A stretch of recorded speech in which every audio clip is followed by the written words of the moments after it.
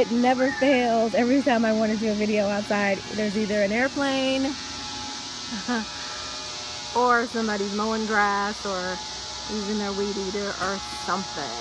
So yeah. Anyway, I'm going to try to talk over it. Sorry. Alright, so I wanted to do a quick review for my sweet basil plant that I got at the Dollar Tree several months ago in the middle of the summer, and it grew like crazy. I'm about to repot it.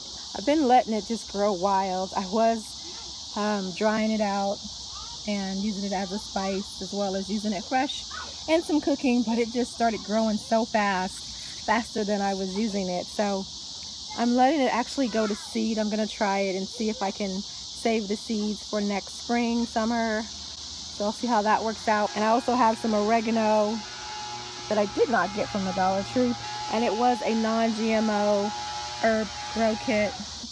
It's like a kit that you get with its own little pot and everything. It's available pretty much every year at the Dollar Tree during the summer when they have all the garden stuff out.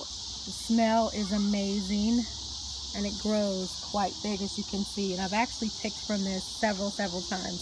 So I'm about to repot it, put it in a bigger pot, let it grow even bigger, and as well as the oregano, I'm going to take it out of this little grow bag I have it growing in. I did use some of the Dollar Tree potting soil and their seeding mix. As you can see, it did grow quite well even in the cheaper soil.